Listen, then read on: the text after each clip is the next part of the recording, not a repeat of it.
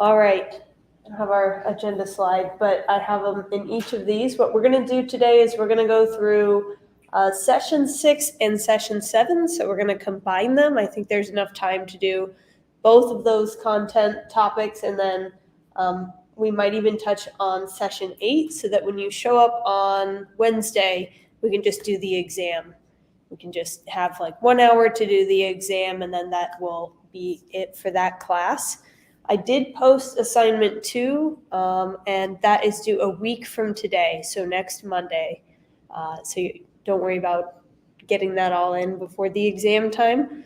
And we will go over assignment 2 at the end of class today, and then we'll try to leave some time at the end to tackle topics and review types of things that might be on the exam. The same format we did last time. We'll just open up a Google Doc and ask you guys to kind of go back through all of the materials and reflect on that and think about what you might think might be important, kind of that group mind thing for the exam. Okay, so let's move along. Give me a moment while I adjust my screens here so I can have my pointer here, but look at you guys.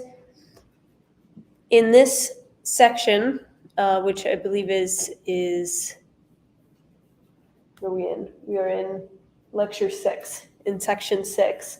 We're going to cover model selection and cross-validation, which we had talked about last time, but in this perspective, we're going to think about it from that metric lens, and we're maybe going to dive just a little deeper, walk through it again. This is a really important topic in machine learning, so it definitely doesn't hurt to explore it more in depth. Then we'll talk about how do you select your model, that model selection criteria. So hyperparameter tuning and grid search. So first, taking a step back, we have these 3 decision trees. We have one that has a max depth of 1, the first one on the left, and you split once, and it's either one category or another. And then we have another tree in the middle that's a max depth of 2, and on one of the nodes you don't split, but on the other node you split, and it has 2 terminal nodes. And then on the third on the right, we've got another decision tree, and it splits up to 3 times. On that second layer, one of the nodes splits into those 2 categories. And each of these has a different performance score associated with it. Pretend that it has a performance score associated with it when we pass our validation set through. So the first one on the left would be a score of 0.6, and the middle one is a F1 score of 0.8, and the one on the right is an F1 score of 0.5. So in this, we might ask, which model performs the best? And it's clearly the middle one.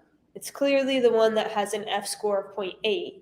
So for this scenario and for the data that we're passing to it, we can say that the max depth parameter of 2 performs better than the max depth parameter of 1 and the max depth parameter of 3.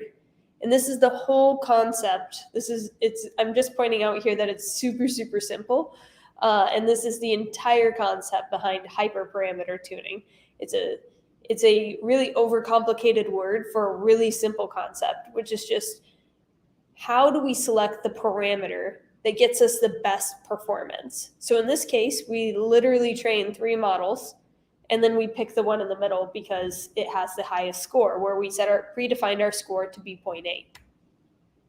So getting to some type of formal definition here for hyperparameter tuning, it's the process of optimizing the hyperparameters of your machine learning model. We're going to talk about what is a hyperparameter, what's the difference between that and a parameter. The intent behind hyperparameter tuning is to maybe improve the model's performance, but truly to select the best performing model. So hyperparameters are parameters that are not directly learned from the data during the training process, but they're set prior to training. So prior to me training these trees, I decided that I was going to train a max depth of 1, that I was going to train a max depth of 2, and that I was going to train a max depth of 3. It didn't learn from the data that the tree needed to be a max depth of 3. That would be an erroneous statement. And I chose not to train a max depth of 5. I chose not to train a max depth of 10. So examples of a hyperparameter tuning in machine learning algorithms, it's learning rate in our gradient descent, its depth in decision tree, its number of clusters in k-means clustering. You can apply k-means clustering, but it doesn't learn from the data how many clusters are supposed to be associated with k-means clustering. So hyperparameter, definition here for that is a parameter whose value, again, this is the distinction, is set before the learning process begins. It's not learned from the data, but rather specified by the individual who's training the model. You can use other things to specify it, such as heuristics or experiments, other than just your best guess. So you can use other methodology to do that. But it's defined by the experimenter in the beginning. And it controls the behavior of the learning algorithm and directly influences the performance of the model. So think of k-means clustering. Am I looking for 3 groups? Am I looking for 10 groups? How should I group this model? You kind of have to define that in advance. You have to be prescriptive to the algorithm about that.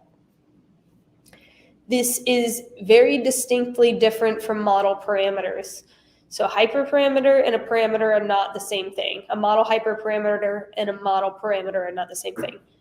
Parameters are learned during the training process, and they're based on the data. And you're already really familiar with a parameter, and that's the coefficients or the weights or the intercept in our linear regression formula. So if you think of y equals m1x plus m2x plus m3x.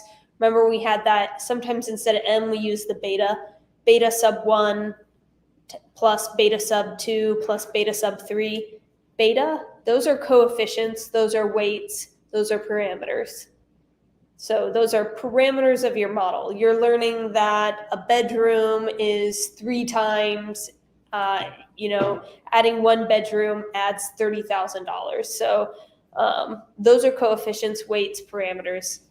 They're not hyperparameters. A hyperparameter is how quickly do you want to run your algorithm. So when you're setting your learning rate for gradient descent, do you want to skip every 10th number, every 20th number, every 100th number? So or maybe something more straightforward for a random forest.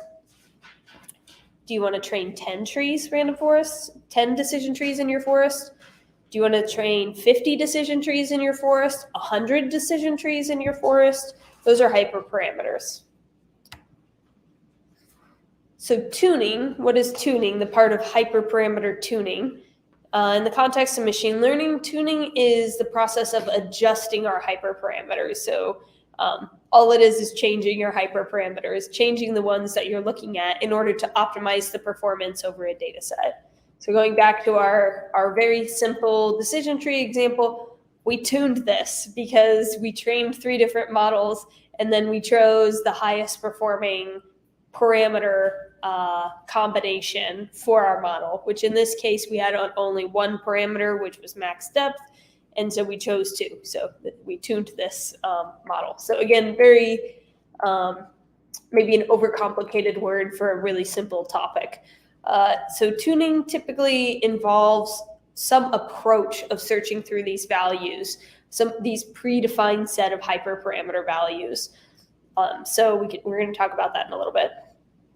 The goal of tuning is to set the hyperparameters, is to find the set of hyperparameters that result from the most, I don't like to use the word accurate, the most performant model. So whatever your performance metric is, the set of hyperparameters that get you the best performance is typically the ones that you're going to choose.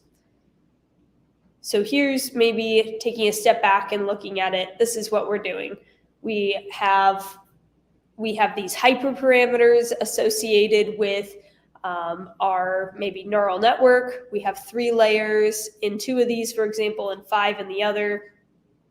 And N neurons is set to 515 or 1024 or 256, and the learning rate is 0.1 or 0.001 or 0.1. So you see that these are combinations or sets of parameters. And then we run our algorithm here in the middle, and then we get a score associated with them. And we would say that these are the best parameters for this tuning exercise. So we tuned these hyperparameters by selecting these with the highest performance score. Now, let me see what my next slide is here. So see if I'm jumping ahead here. I'll just say now, note that we didn't do a perfect combination of all these. You know, we have 3 and 515, but we have 3 and 1024, but we don't have we don't have 5 and 515 or 5 and 1024. So how do we know that these were really the best hyperparameters and there wasn't something better? And the answer is we probably don't.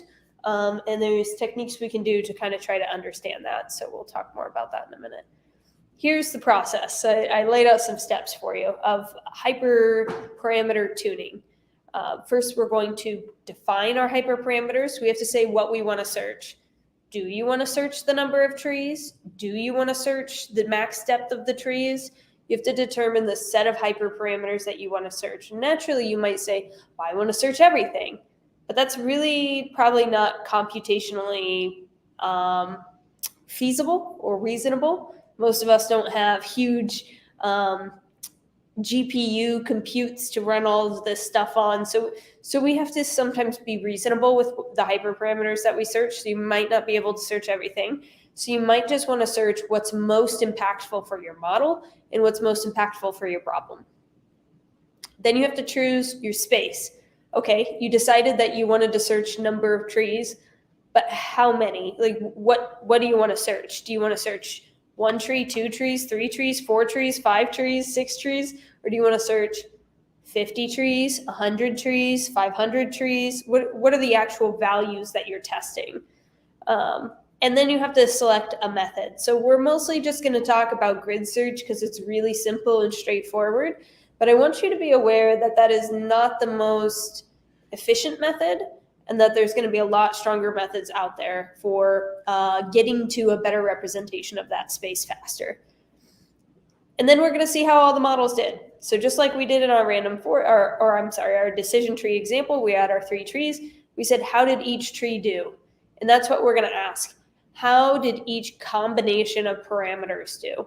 And then once we select, then we're going to pull out the best parameters. So we said, oh, this one did the best. We tested all the parameter combinations and this one did the best. Let's pull it out and then we're going to train a final model. So we're going to walk through this in each slide and then we're going to walk through it in code. And I think it really simplifies it. So these are kind of like an, I guess, over-explaining of the steps. So first we're going to define our hyperparameters. We want to identify the hyperparameters that we want to search over. What do we want to try to optimize? These can be algorithm specific or related to your model's architecture. Then we're going to choose the space, and I'm kind of wondering if I should just skip through these and go to the code. We're going to skip these and, except the tuning method. Okay, never mind. I'm going to go through these. Changed my mind, sorry. So then we're going to choose the space. So again, what values do you actually want to search and explore? And this could be done manually, choosing specific values or using techniques to do it. This is a part where I wanted to spend just a minute talking about different ways in which you could tune your model. So we're mostly going to use grid search, which is exhaustively searching through each predefined parameter combination. So if you define 3 values for number of estimators and 3 values for max depth, so number of estimators, we say 10, 20, 100 trees, and for max depth, we say 7, 15, and 30. That's 3 times 3. It will test every combination of those. It's a linear combination.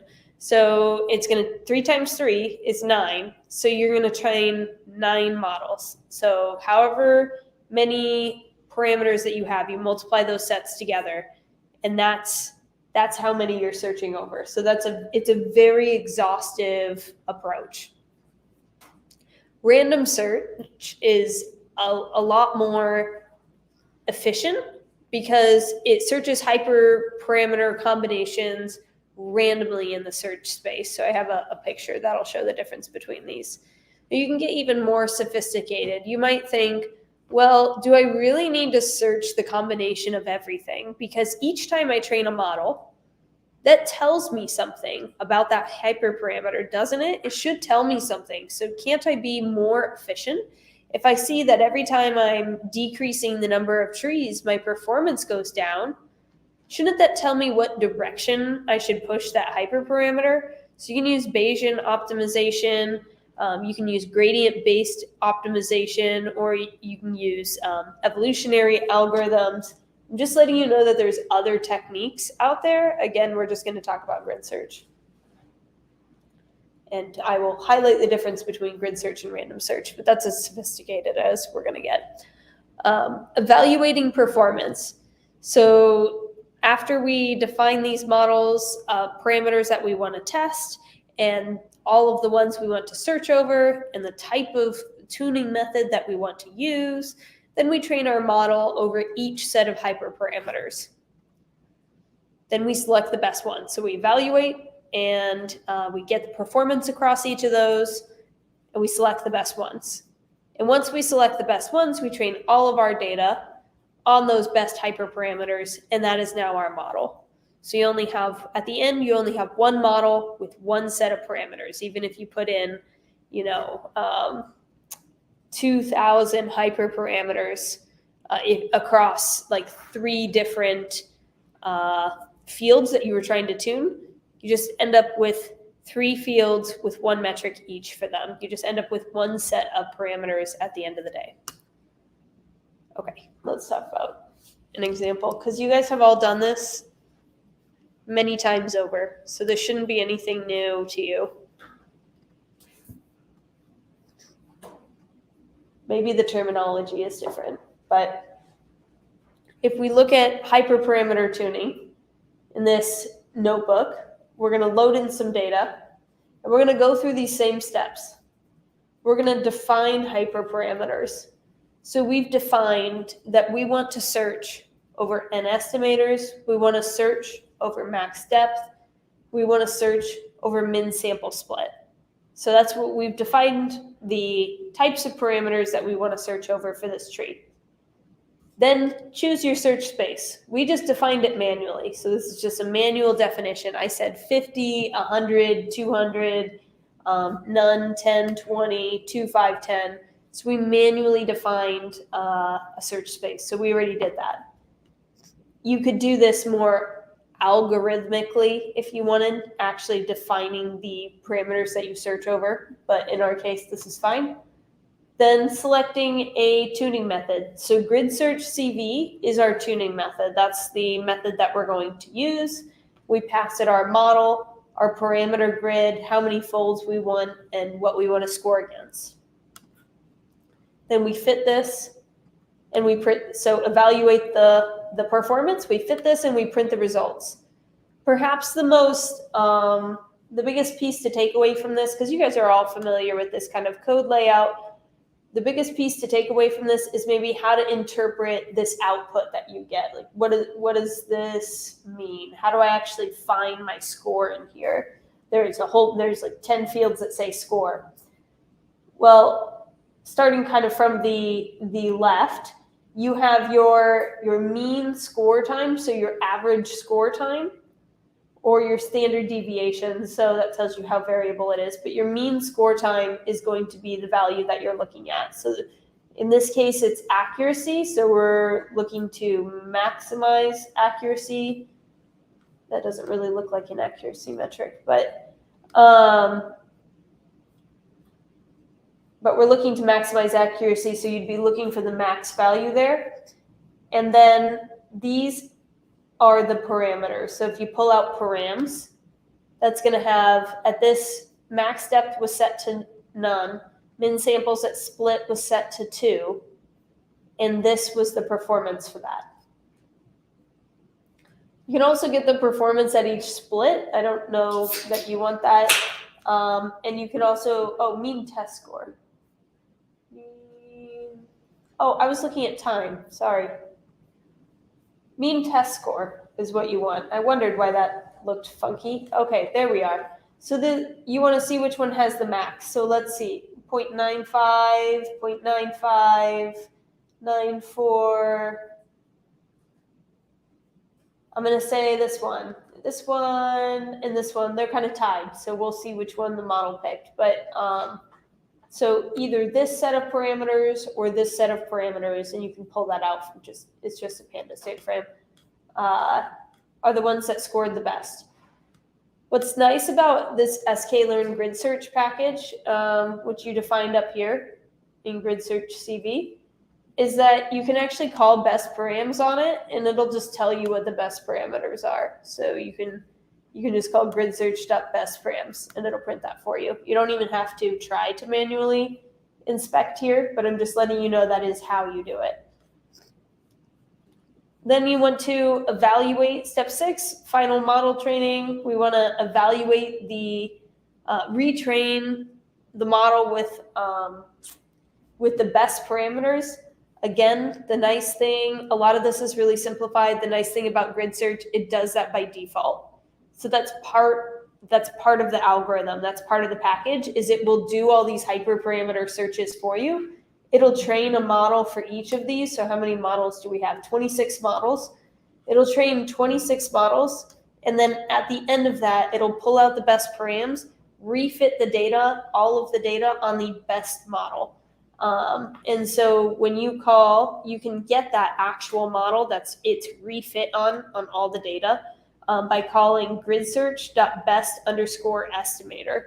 And it returned, then I returned it into an attribute called best model, and then we can score with that. So we can use this for all of our scoring in the future. So best model.score, and we can pass X test, Y test, and we get the accuracy of that. So just letting you know that the package, we're going through like the conceptual steps because it's important to understand, but most of the packages just do all this for you. So just really nice. Okay, hyperparameter tuning challenges. So it sounds really easy and straightforward, and for the most part it is. And you might ask, why don't we just try everything? Why don't we just train over everything? That's a really natural question. But the answer is search space complexity. It gets really complex. There's a wide range of possible values. So it's not like for random forest, if we're thinking about the number of estimators, we're just bounded to everything has to be between 1 and 100. You could have 1,000 estimators. You could have 50 million estimators. So the search space is really, really big. Imagine doing every combination of that with, even with something as small as 3, you take 50 million times 3. So exploring every single combination exhaustively is typically not even feasible, but also really computationally expensive. Just, it takes a long time. So I was doing this experiment at my job one time to figure out when was the best day to send somebody a marketing email. And we had 90 days to send them an email, and they wanted to know for this combination of parameters about somebody, if I had these demographics or they had this type of history and this type of product with us, would they prefer to receive this email on day 1, day 2, day 3, all the way up to day 90? And they didn't just have one email, they had a series of 7 emails, and they wanted to know the optimal timing for all of these emails. So I thought, what if we just brute force this and tried every combination of every day for every parameter that we're looking for, which weren't that many parameters. They were I'm talking about, I shouldn't say parameters, for every feature that we were looking for, which there were 4 or 5 features. There weren't even that many features. And so I thought we could just brute force this. And I ran the calculation to see how many samples we would need to collect in order to hit statistical significance for each day. So I could statistically say this day was more responsive than this day with confidence. And it turned out that the world would explode before we ever finished our experiment. So word to the wise from mistakes I've made in the past. Maybe think through like how much data would it take to get to that point, and like do you actually have that sample size? So we clearly didn't have that sample size. So we actually applied a really cool search thing to figure out how do we search this space optimally, but not try every single thing. So we did kind of a Thompson sampling technique there.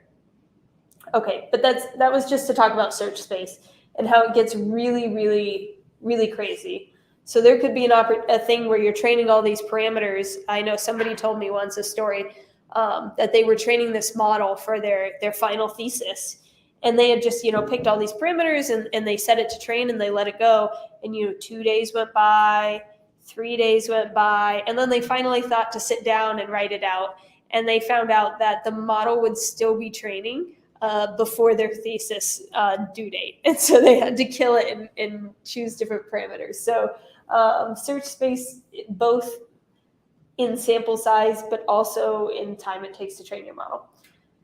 Cursive dimensionality, really related to what we just said. It just says that the size of the search space grows exponentially. So every time I add another parameter, so it's 3 times 3, if I have max depth and number of estimators, but say I add another parameter, say I add min split at node, now that's 3 times 3 times 3. So we had 9 before, but now it's 9 times 3. So you see how you can start to plot that in your head, and you're going to get a graph that's going to go exponentially up. And some parameters will have interactions with each other. So I had an example of this when I wrote this earlier. Now I can't think of it. Darn, I'll use an older one. So if you're thinking about sports cars, right? Sports cars and price maybe have a relationship, but then you add in the number of seats. There's a different relationship between price and 2 seats at the higher end than there is between price and 2 seats at the lower end. So there's potentially linear combinations there.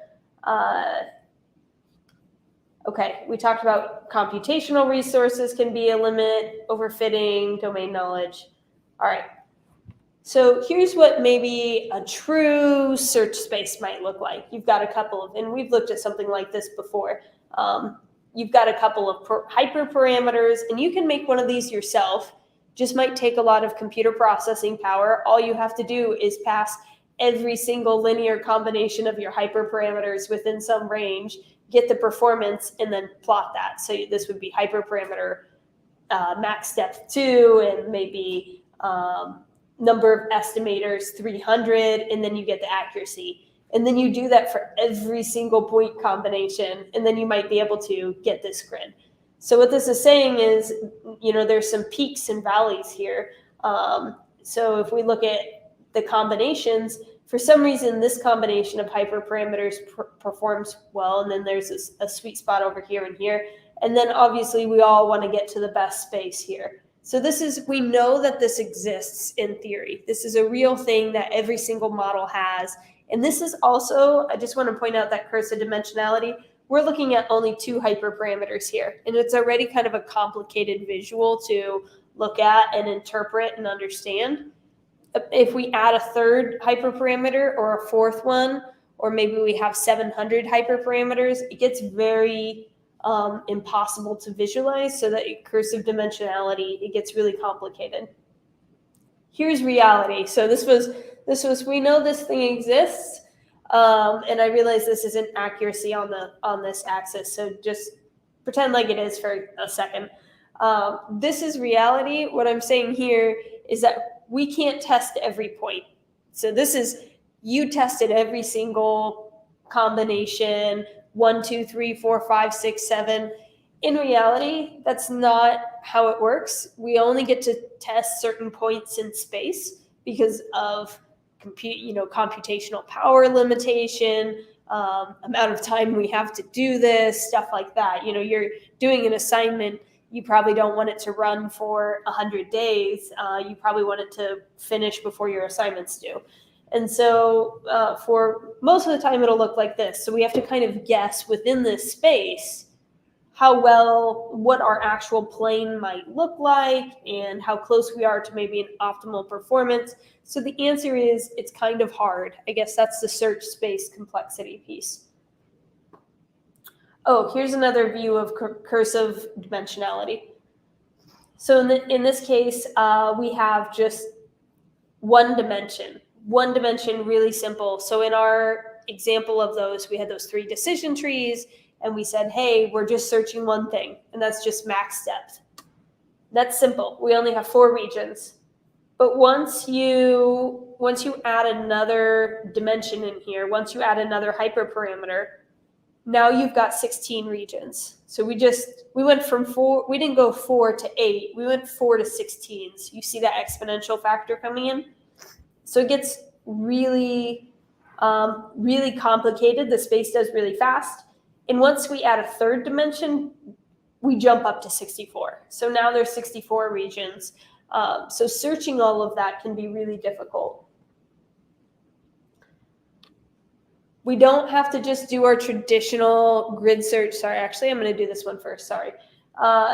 Grid versus random. So we don't have to just do our traditional grid search. So grid search is saying having really strongly defined uniform definitions typically. So we're saying, hey, when you search number of estimators, you're going to search 50, and then you're going to search 100, and then you're going to search 150. So they're exactly equally separable for each of these parameter combinations.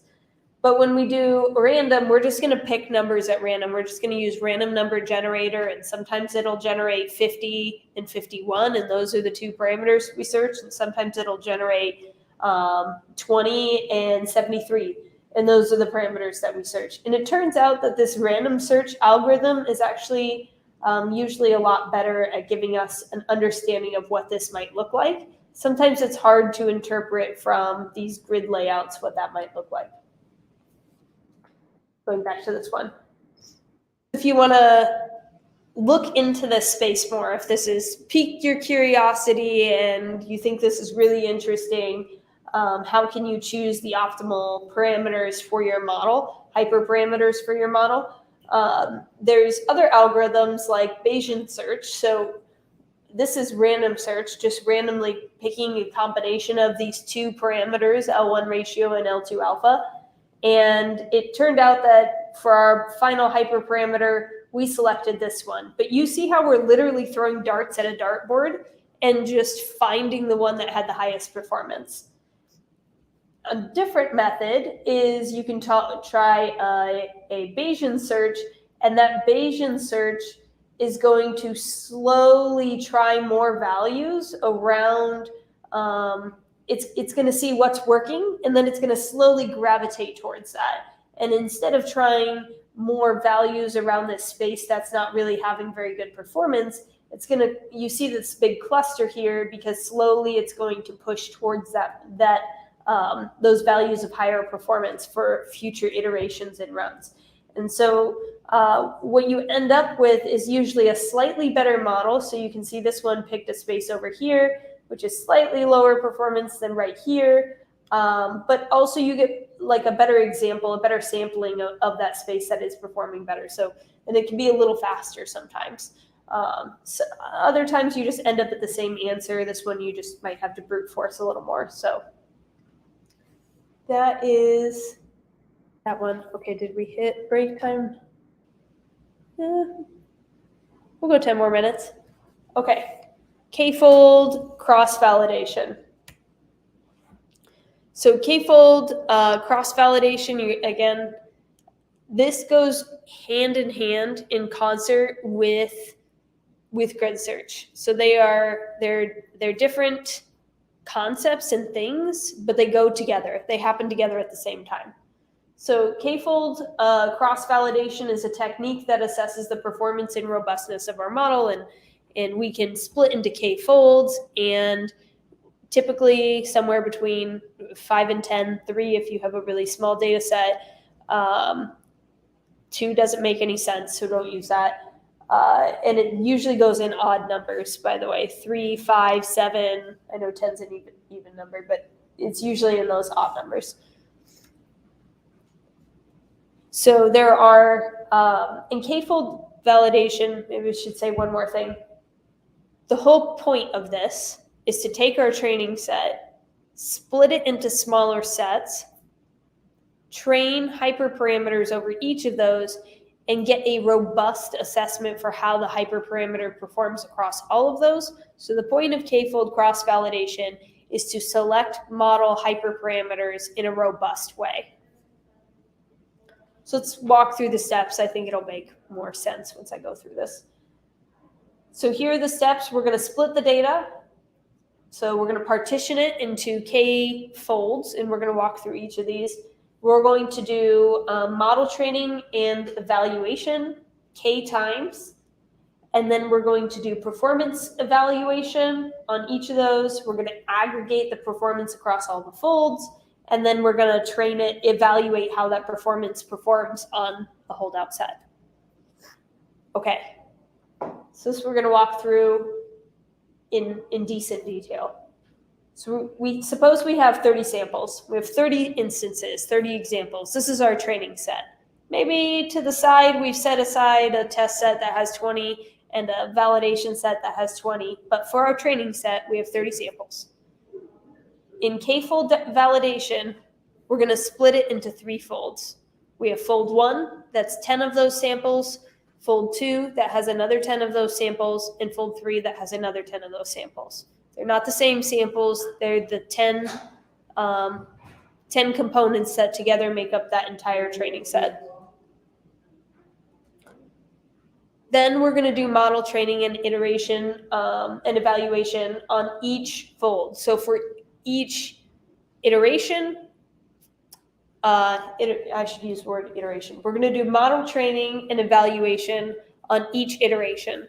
So an iteration is these 3 folds where one of them you set aside as an evaluation set, and then the other 2 we're going to evaluate on. And if I didn't say, this is k equals 3. So this is k-fold validation, k equals 3, because we have 3 folds. So the first iteration in model training and evaluation, those 2 blue folds, those 20 samples, we're going to put those together, we're going to squish them together, and we're going to train a model over all 20 of those. And then we're going to evaluate, we're going to call fit on those 20 samples, and then we're going to call predict on those 10, and we're going to calculate the model performance. So we are evaluating on unseen data. So we're not fitting on all 3 folds and then evaluating on that, because then it's really going to bias our performance metrics. So we're holding out, we're making like a mini holdout set of that range data. Okay, we're going to do that 2 more times. So you're going to do the same thing, but we're going to shift the evaluation set over. So here's a picture of it. So iteration 1 is the first row there, where we're squishing together fold 2 and 3, evaluating on fold 1. Iteration 2 is the middle row. We're squishing together fold 1 and 3 this time, and evaluating on fold 2. Iteration 3 is that third row. We're squishing together fold 1 and 2 and evaluating on that third fold. Okay, any questions about that so far? Yeah. When you end up doing this, you're using all your data. And there's nothing left for you to, after you, because you're going to get some type of result off of this, right? But then you're still going to need to do future predictions. And so, but all your data is used. You point out a really good point. And the answer is, I simplified this, but then I should have said it at the beginning, but I'd say it at the end, which is that we actually, outside of this is just on the training set. When you apply cross-validation, it should be just to the training set. And then outside of this, we set aside, we actually, before we apply this cross-validation, we have set aside a validation and a test set. Got it. Thanks. Does that make sense? Okay. You pointed out a good thing, which I'm realizing now I should have put at the beginning of the problem statement instead of at the end, but probably would have helped. But yeah, that would be bad if you used all your data. I agree. Good question. So performance evaluation, to what John's point, we do evaluate the performance across all of these. So we trained across each iteration, and then we calculate the performance for each iteration. And I have them labeled as folds here from the previous example, but the iteration 1 performance was 0.7, iteration 2 performance was 0.6, iteration 3 performance was 0.8. Then we're going to average that. So when we say what was our performance, when you actually get that performance reported, like we did in this code example, which by the way used cross-validation, we just didn't see it, happens under the hood. But when we get this performance metric printed out, that's why it says mean test score. You're probably wondering, what does the mean mean? That's why it says mean test score, because it's the average, it's the mean across all these iterations. On average, it has a performance of 0.6. So that's why when you get your performance metric out of cross-validation, it will say mean test score. And it's test score, mean test score, because these are test sets. They're mini test sets.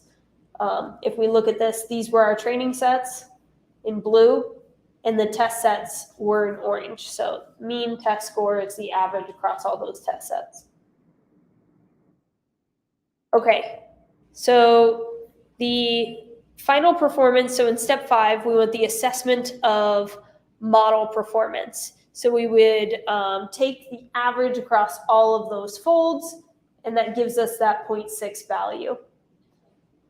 The final step here is once, as John mentioned, once we have this cross-validation performance, we're probably going to want to evaluate that on a validation set. So there's a distinction here that's a little confusing, but it's typically that cross-validation is used for hyperparameter selection.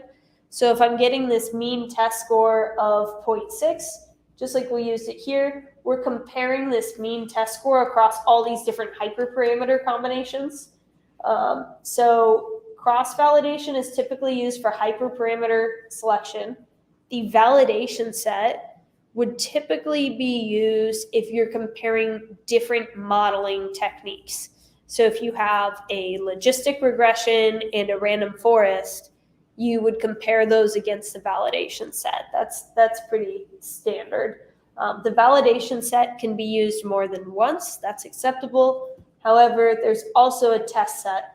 If we do train validation test split, like we've been doing, and that test set, again, you guys know this, but just to reemphasize, is only to be used once. And that's right before you deploy to production. So you've done all of your experimentation. So if you're uncertain if you're going to use it again, if you're going to see how it performs and use it again, then that's what the validation set is for. The test set is a one-time assumption of evaluation of how your model performs. Okay, this is cross-validation. Thoughts, questions, concerns? So, okay, I need to think that one through, sorry. You're good. This one, there's a lot of really good examples on the internet for this one and really good videos. If I didn't explain this in a clear way, I'm sure you'll watch a video and be like, well, she made it way too complicated. This is not so complicated. And one more thing to note on this is it's really good to know conceptually how this works and how this happens, especially when selecting your hyperparameters, because the moment you put it through k-fold validation, you're no longer training one model over those hyperparameters. In this situation, we're training 3. So back to our example where we had 3 values for max depth that we were searching and 3 values for n estimators. And remember, that was a total of 9 models that we were training. Well, if we do k-fold validation equals 3, we actually have to do that 3 times. So now it's 9 times 3. So you have to, it's good to know how this works under the hood. However, I will note that the code does abstract this for you. So you're never going to be in a situation, sorry for the jumping around there. I was trying to find the steps. You'll never actually be in a situation where you actually, oh, I was looking for k-fold validation. Sorry. 1 second. Where's our steps? They're there. You'll never actually be in a situation where you actually have to do any of this manually, just so you know. This is all done under the hood. What you will have to do, so it will split the data into folds for you. It will run each iteration for you. It will calculate the performance of each iteration. It will aggregate your performance across those iterations, and it'll assess what the best parameters are, and it will refit your model for you. That all happens here. So grid search CV, again, I said there are 2 different concepts, k-fold validation and grid search and hyperparameters are all 3 different concepts, but sklearn conveniently put them into one package. So I wanted to clearly explain them so you had good logical things to map those to in your head as you explore online and go through your journey of reading things. But from a application standpoint, from actually using it, it's actually all already wrapped into this package, so you don't have to do any of that. It will do all of it under the hood. What you do need to pass to it is the number of folds you're interested in. So this is CV equals 5, so it's going to do 5 folds. That's going to take longer. The more folds, the longer amount of time that's going to take. And then the metric that you want to score against. So how do you determine what the best parameters are? Is it, if it's accuracy, then it's going to choose the one with the maximal accuracy. And like I said, it actually gives you these results in the grid. And if you're, iteration here called split, so terminology thing. I said iteration in the slides. If you're looking for the performance at a given split iteration, it's going to be a split 0, split 1, split 2, split 3. Okay, let me see. So why use cross-fold validation? It's useful when the data set's a limited size. So again, really computationally expensive because you're training 3 times the number of models or 5 times or 10 times the number of models depending on your fold size that you defined. And but it will provide you a much more reliable estimate of the model performance than just doing a single train test split. So you're really going to get a strong confidence that you selected the right performance and it wasn't due to random chance, or selected the right hyperparameters. So it'll help reduce that variability in performance that you might see. Some of the trade-offs, again, computationally expensive. That's kind of the theme for this one. Especially for really large data sets or extremely complex models. So in random forest, maybe we can choose a few hyperparameters, but if we choose 10 hyperparameters and we even choose just 3 for each of those, it's going to be a lot. It's going to be very computationally expensive to do that. So it might not be suitable for all scenarios. And also keep in mind that this is a terrible technique to use for time series. So if you're trying to do forecasting, we talked about the stock market one where you're trying to predict stock market prices. Don't use this specific technique, the specific code for that. There's more appropriate data series or time series temporal splitting techniques that you can use. So I would recommend time series is kind of a whole world of its own. So if you're interested in temporal predictions, splitting, just doing random sampling won't work for that. That's the piece that's not going to work. So if I had 100 records and I just randomly sampled some of them and set that aside as my holdout set, Some of those are going to be in the past, and my model will be able to infer based on what generally happened to other things at that point in time. Did all the stocks go up? Well, then this one probably went up a little bit. Did they all go down? This one probably went down a little bit. But we don't know that about tomorrow. We don't know tomorrow if the stocks are all going to go up or if they're all going to go down. So that's not a useful way to train your model, because it's not useful on unseen data, new data. Okay, that was an unimportant tangent, so I apologize. Example. Did I have an example of this? Maybe I did. Oh, I did. See, that's why I prompted myself.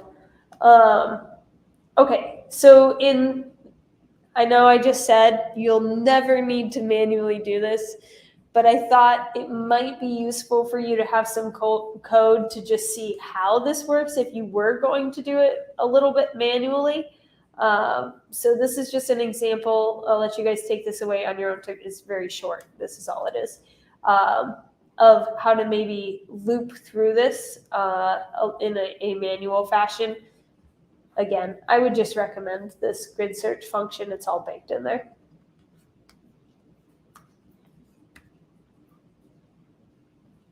This is a good reference if you want to explore more. I think they describe it really well there. Okay, now we're going to take a break. Let's do a 10-minute break. Let's come back at 7:18.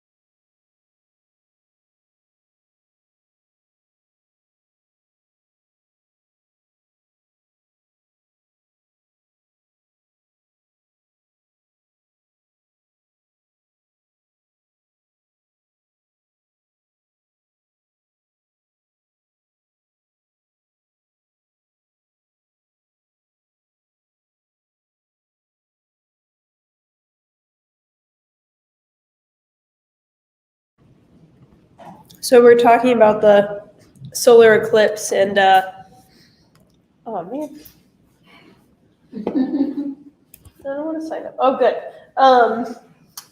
For you data nerds out there, here's a visualization that I thought was fun. And this is the Airbnb and VRBO bookings ahead of the April 8th. So, a couple days leading up to the April 8th solar eclipse. So there's a direct line here. I thought that was kind of funny. Because that's how they said it, that it would be visible to see.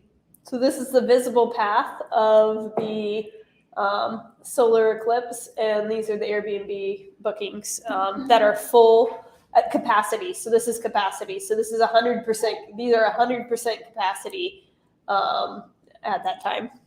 That's cool. I thought that was neat. That really shows a pattern in the data and the power of data and storytelling. I wonder what's going on right now. Those two purple dots or whatever it's supposed to be over by, I don't know, yeah, that one and the other one below it. Those are the only two. Probably a Taylor Swift concert or something. No, I don't know. It's a good question. Is there any campaigning stuff on? There could be. Maybe. There could be. Or Taylor Swift. Yep. So it was fun. What Okay. happened to Black Friday? Friday. It's Friday. What happened to her? So definitely feel free to check that out. Fun stuff. Black Friday, I think was her name. Okay, I think I just have one slide and then a couple resources here. Excuse me, for you if you're curious. Rebecca Black. So when you're putting your model through all these different hyperparameters and you have different types of models, maybe you have random forest and a logistic regression, you might ask yourself, how do I actually select the best model? What makes the most sense? The biggest thing you're going to consider is everything that we've talked about for this course: performance and generalizability.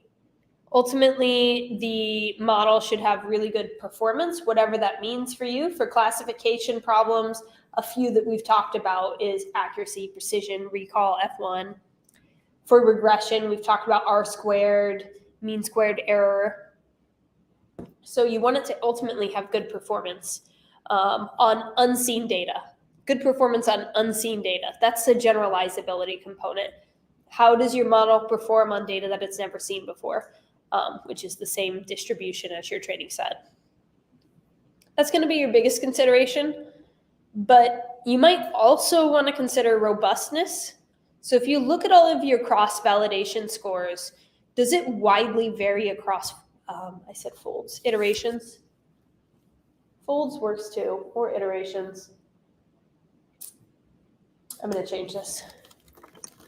Iterations, or what did SK Learning call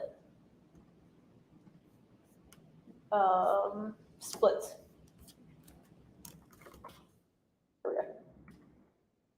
Okay, robustness, cross-validation scores.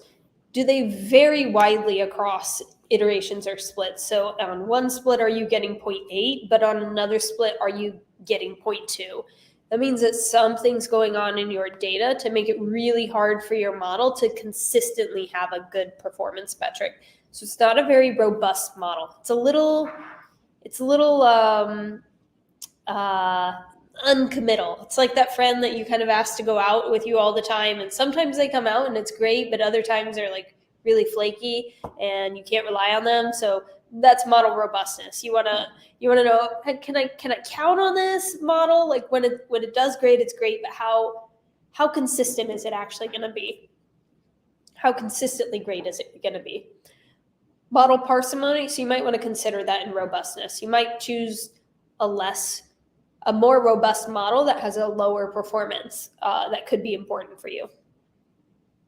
Model parsimony is another thing that is important in some situations. I would say in the world of ever-growing data, it's becoming less and less important, but that's a goodness of fit assessment. So it used to be really important that every single feature you added to your model had to add information. You couldn't just add a feature that added noise.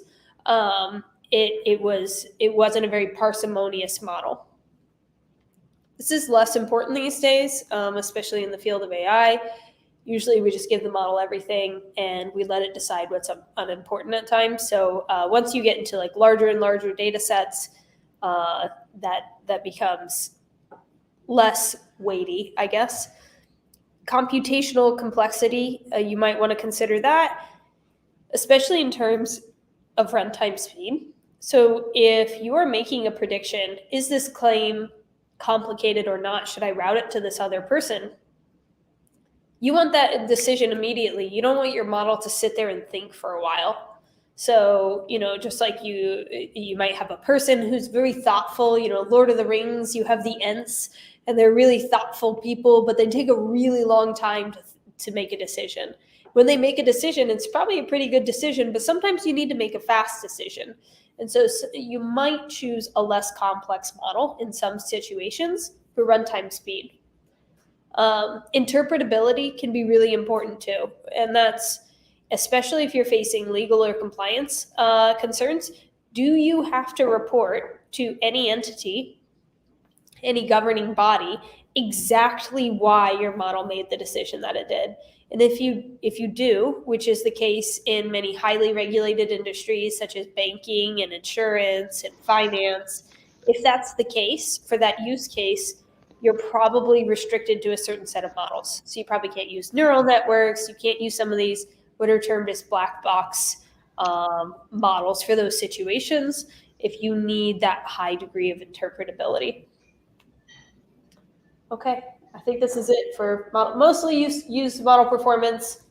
Keep robustness in mind, computational complexity if it's applicable, and interpretability if you're working in a regulated industry or field.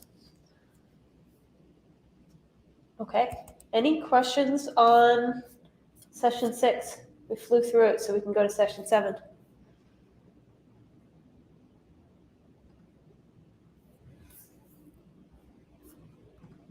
Okay, it'll be here, I'll be here, so if you have questions, let me know. Let's jump into session 7.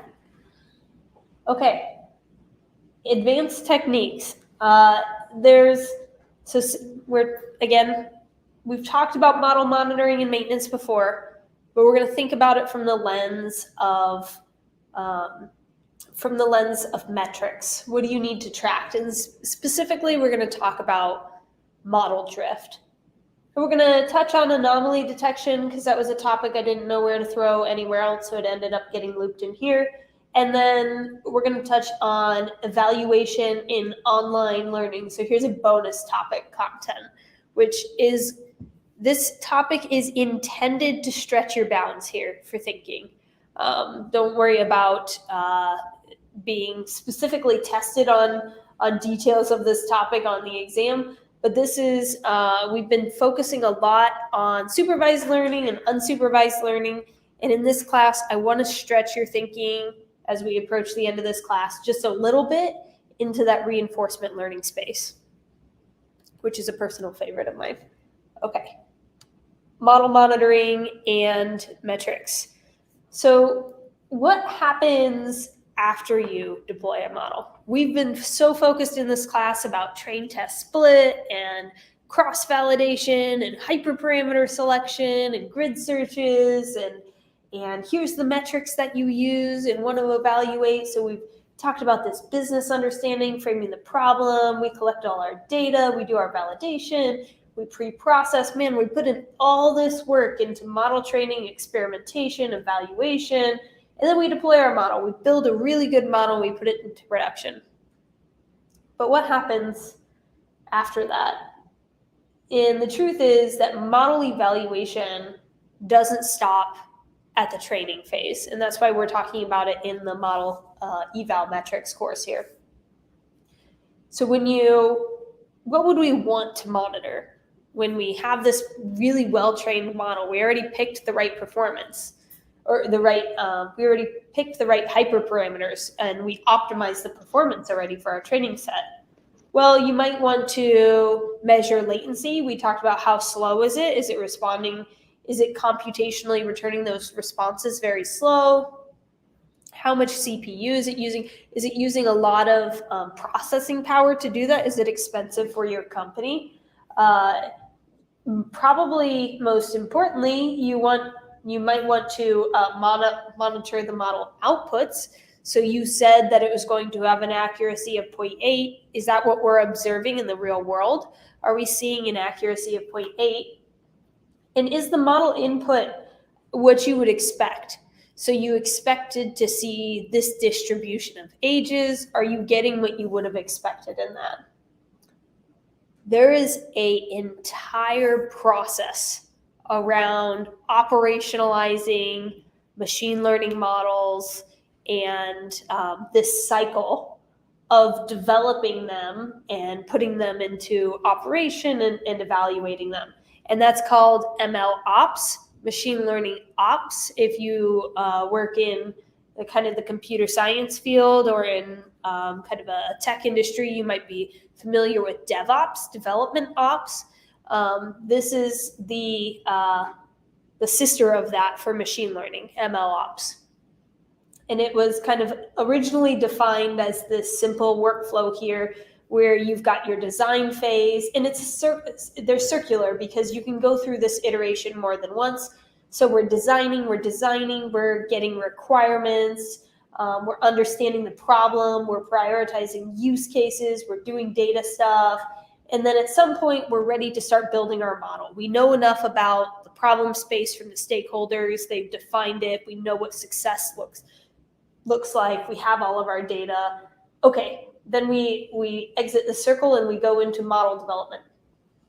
And now we're developing our model. We're doing data engineering, we're feature engineering, we are doing our train test split, and we've setting aside our validation set. We're doing hyperparameter selection or using cross-validation. So we're doing all of our model development, and at some point we get a really good model. Then we want to operationalize it. So we enter this operations flow. And this is everything that happens after we deploy a model. So this is the monitoring of this model in production. It's any pipelines that we use to deploy this model. I don't want to get too much into the tech detail there, but so basically these are all the operational things that we need to do to make sure this model is healthy, to make sure that it is stable, to make sure that it is serving our customers' needs over time. This has matured the MLOps lifecycle, and so now you can see many, many different variations of it, but it's starting to evolve into what I see as kind of this data cycle where we're working on collecting and curating data and transforming it and validating it that feeds into this machine learning cycle where we're training and evaluating our model.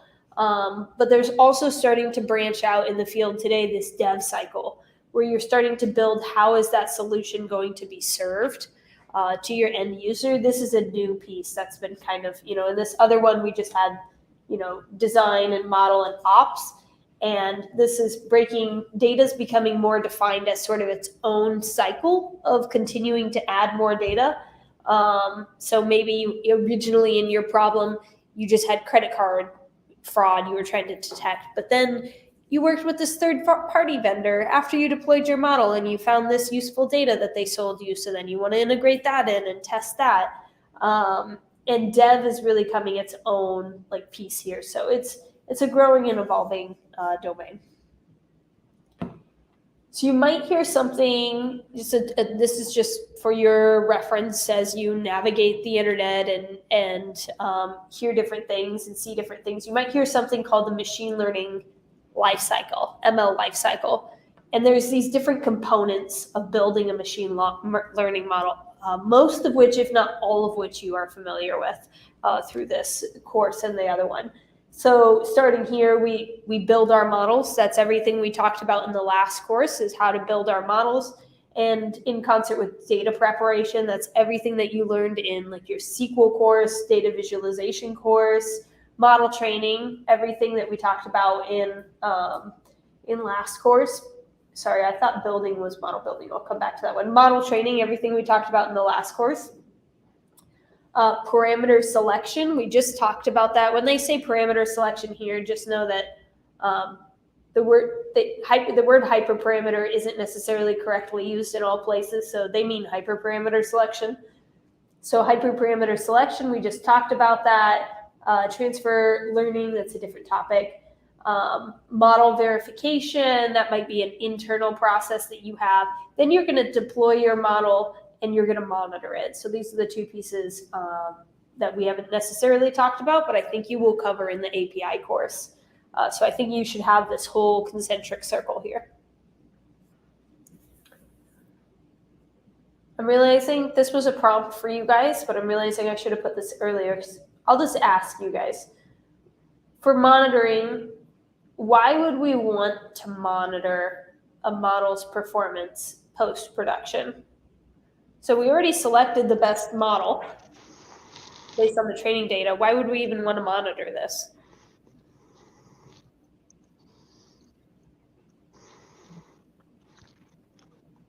What happens if trends change?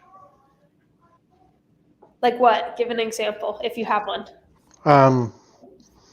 Well, you know, your model's predicting cardigan sweaters. Well, suddenly wool sweaters are back in, you know, favor again. Absolutely. That's exactly it. You hit the nail on the head, which is, I think I say it maybe in the next slide. We'll get to it. We'll get to it in model drift. But we do want to monitor our model and maintain it. And that's just, while it's in production, we want to evaluate things like concept drift, data drift, model degradation over time. So what John just talked about, that was I would say maybe data drift. We used to have this other data was really popular and it led to sales. It had a connection to sales, but now this other type of sweater is becoming more popular and it has a higher connection to sales. It's driving more sales. We probably have to update our model with that information. So when your model drifts, something that you might want to do is retrain it. So drift detection, when you need to retrain your model retraining, feedback loops is maybe a slightly more sophisticated way of doing that automatically. They help you ensure that your models remain effective and up to date. So I have quite a few examples off the top of my head, and I don't want to jump too much ahead. I'm looking at my future slides. I don't think I'm jumping the gun here. So one example is, I thought I had this somewhere. I have it under anomaly detection, so I'll talk about it here. So one example is COVID. So when COVID happened, you can read about it. Maybe I'll see if I can dig up a link. It actually broke a lot of machine learning models because they had this assumption about the way that the world behaved and things. When COVID happened, patterns came out that looked nothing like other previous patterns had looked in everything that we do. I mean, if you think about the most critical elements, obviously from the hospital's perspective, none of their models for capacity would work. Like if they said, hey, how many beds am I going to have open tomorrow? Anything a model would predict would be wrong because it was always going to be zero, which is unlike anything they'd ever seen before. And if you think about even unrelated things like traffic, your Google Maps would have been wrong about traffic predictions because everybody was working from home. They were all isolating. Now, Google Maps Google is a very modern company, and I'm sure they updated their model every day with new data. So you actually probably would have seen a very short lag time on that. But pretend they only updated their model once a month. You would have seen a really big difference. And that's what model drift is. We're not all Google companies.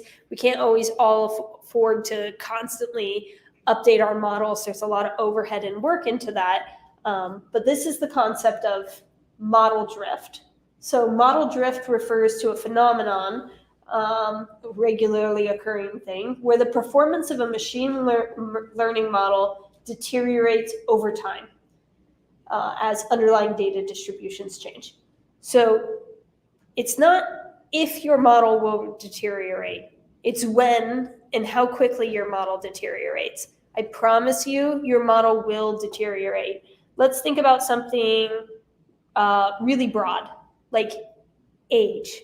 If your model is predicting things based on age, let's say disability duration, I want to predict how long a disability is somebody is going to be disabled, given some information about them. You broke your leg, and I have your age, and I have all this information. Age, the distribution for age will change over time, over long periods of time, because over time, people live longer. So if we look back 100 years or 200 years, people didn't live as long as they live today. And if you look forward in 500 years, people will live much longer than they live today. And so that is just a very dramatic and slowly changing field as an example of age and how age shifts distribution. You know, the distribution used to be from 0 to 50, and now it's 0 to 100 or 0 to 120. So it's a very different distribution. So your model is going to fail and degrade over time. Now, age is a slowly changing dimension. So the sweater example that John gave is probably a much more relevant one to you, because that's going to be something that would impact your model within your lifetime. But these assumptions are made during the model training process, because the model's just trained on the data that it's given. They do not hold, and then in the real world environment, things change. You know, the world changes just regularly over time. So if you're at work and somebody has a model at my work, somebody had a model that hadn't been retrained in 2 years, that model is definitely wrong. So you do have to retrain your models. And so here on the right, we have this degradation of model quality over time. So we have time. This is what it'll be over time. When you refresh your model, you can kind of reset that degradation of model quality. And so here, each of these points here is a retraining of the model. So this is what maybe your performance might actually look like. It might look like dip, and then you retrain, and then it dips, and then you retrain, and then it dips, and then you retrain. And maybe when you actually implement in your ops and your ML ops and your evaluation after of post-deployment, maybe you even put a threshold here. And maybe you say every time it drops just below this threshold that I've set for model quality, you got standards, you put your standards out there. You say every time my model drops below my standards, I retrain. So we can get back up to that performance again. Drops below my standards, we retrain. Okay. There's a lot of different things that can cause these model drift issues. Oh, I have that on the next slide. Okay. So why do models drift? What causes a model to drift in the first place? Is it the model itself, or is it the data, or there's a couple different things. So concept drift, the concept of something and the way that it's used can change over time. So think about like a slang word, like the word cool. You know, if you have a large language learning model or a natural language processing model, the word cool has multiple meanings. You know, it can actually be something cold, or it can be something cool. Like that's a neat thing. And that wasn't the case, you know, many years ago. I'm dating myself now. So there's concept drift in things. Another one example I thought of is what if a claims analyst has been using this indicator field? I see a lot of these types of things at work where a certain claims analyst has this field. It's like an easy claim field or something. And the claims analyst in the past was using it to indicate if the claim is new. But then over time, they, you know, as a team decided, oh, you know what, actually this field would be really nice if we just used it to indicate if it was an easy claim. They changed the way they were using that data. And so your model needs to be aware of that, and it needs to be updated with that new information. It no longer represents what you thought it had represented before. That's a concept drift. The data's still there. It's still being populated, but it's not the same thing. Data drift. So this is changes in the distributions of the data. Like I talked about age. That's the example I gave here. So the age of our population, it does change over time. Environmental changes. So if you update systems or software or data within your company, within your enterprise, that can have a lot of changes on your model. Technology changes constantly, as I'm sure you guys are very well aware. So that can be a reason you need to update your model. External factors. So the example that I gave for this one is, I remember. So external factors might change the distributions of your data. So if we have a set of customers and one of our customers says, nope, I no longer consent to third-party people working on my claims. I don't agree to that. And then everybody else still gets sent to the offshore third party, but this specific group has to be managed in-house. And so those claims are actually being treated very differently than any of the other claims. They're not going through the same processes, so they're not really the same. And the model needs to be updated with that information. The way it makes predictions might be different. Did you let Ted back in? Oh, yes. Sorry, Ted. You're back, Ted. No worries. I realized I couldn't talk to you when I was trying to give you some examples. Oh, no. Good. I'm glad you realized. Oh, well. Feel free to drop them in the chat too, though, if you want to share. So assessing model drift. So we all know that it's a problem. We know why it occurs. What do we actually do about it? So how do we actually say, yes, this model has drifted? And the answer is, the first thing that you have to do is you have to monitor. So I can't tell you that it's drifted if you don't have any collection on the predictions that it's made over time. So that's something you have to do when you deploy the model, is you have to set it to automatically log every single prediction that it made. And then you want to do a retrospective look. How correct was it in that prediction after the appropriate amount of time has passed? So let's think about an example. I want to predict if a claim is going to close within 30 days. So I predict a set of claims that are going to close in 30 days. I save all my predictions for those at the time that I made them. And then after 30 days have passed, I have to go back and say, did these claims actually close? Here are the predictions I made 30 days ago. Did these claims actually close within 30 days or not? So you have to have that information. You have to collect that level of information in order for you actually to tell if your model has drifted. So that's the first thing, the most important thing, collect the data. Metric monitoring. These other three pieces are just different techniques that you can apply. So you can detect if there's been drift on the data, or you can detect if there's been drift at the prediction level. So those are two different things. And they can definitely influence each other. But drift on the data would be the age distribution looks like this, and now it looks like this. Or we used to have people of this height distribution, and now our customer set looks like people of this height distribution. You know, maybe you own a basketball platform or something, and you have a bunch of basketball players as you used to have people that were leaned more towards the shorter side, and now for some reason your distribution, you have a lot taller people on average. So this is a shift in distribution from a data perspective. That's one of the data elements has shifted distribution. You may be still getting really good model predictions. Maybe it wasn't that informative in your model. I don't know. But it's good to know that there's data drift detection. So you can monitor that. You can also do this at the prediction level. So here is the distribution of predictions I made before. Here's the distribution of predictions I've made now. And that's changing. It's shifting over time. So we should probably look at that.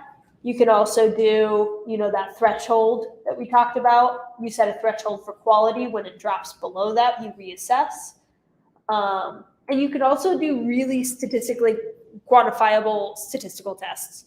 So if you can run a statistical test that says, are these distributions different data? Like, do these distributions represent, are they different enough for each other that we can consider them separate? So there's techniques that you can use for that. This isn't a statistics class, so that's why I didn't put those in here. But if you're curious, I can point you towards those. Here's another resource. Okay, here's my random topic I didn't have room for anywhere else, so we threw it in here, and that's anomaly detection. So anomaly detection is identifying unusual patterns or outliers in the data that may indicate potential issues or anomalies. And these can be used for a variety of applications, such as data drift. So that's one way that's why I put this after the data drift. So that's one thing you can look at it for, but also fraud or outliers in your data in the model training process. So some things to know about anomaly detection is it can actually be extremely subjective. So everything we've talked about in the metrics session has been, this is exactly how you calculate this number, and this is exactly what this number is, and this is the threshold for this. And this is a little more subjective, anomaly detection. And part of the reason is because just because it's an anomaly doesn't mean that it's quote unquote wrong. So this is when I was going to bring up COVID.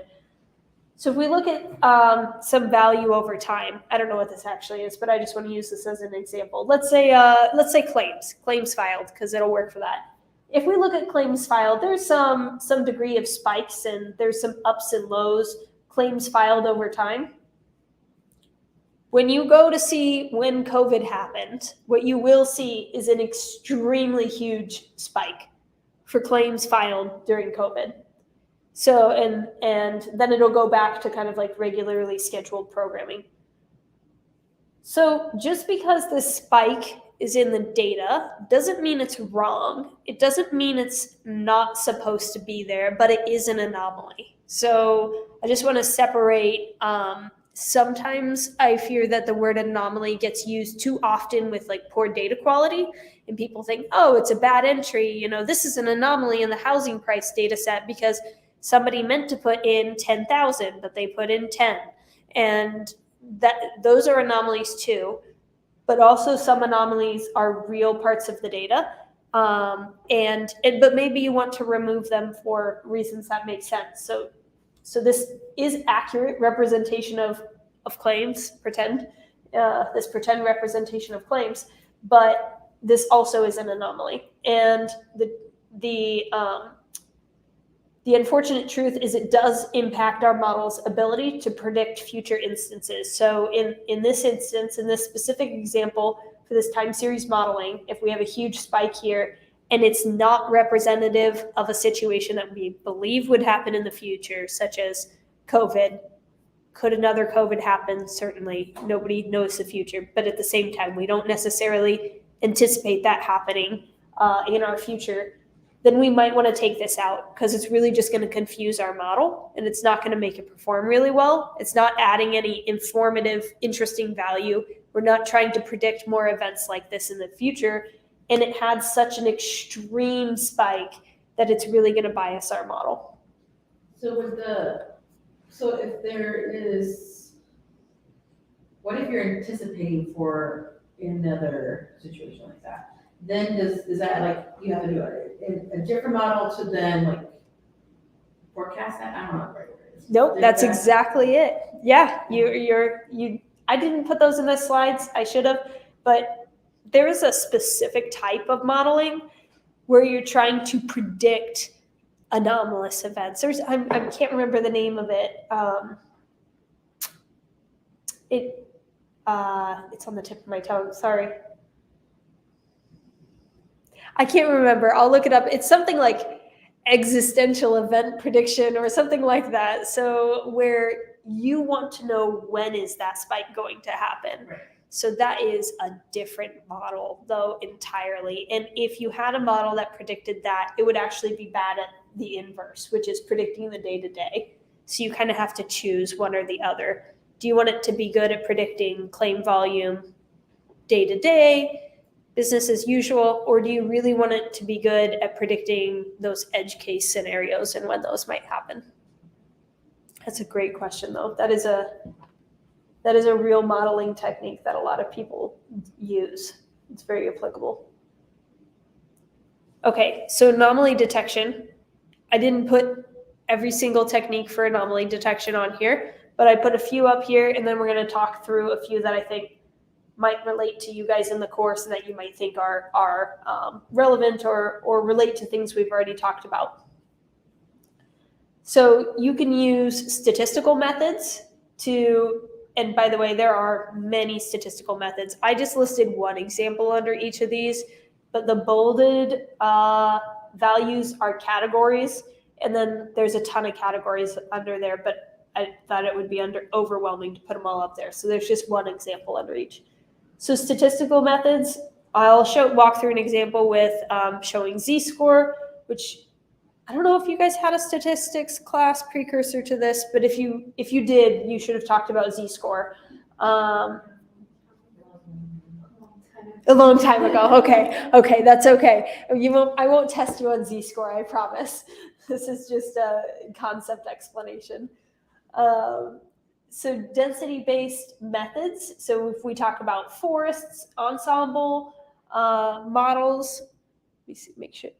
Oh, I didn't put the descriptions on the other sides. Okay, so I will describe each of these on this slide. So z-score, if you're going to use the z-score, this method measures the number of standard deviation observations from the mean of the data set.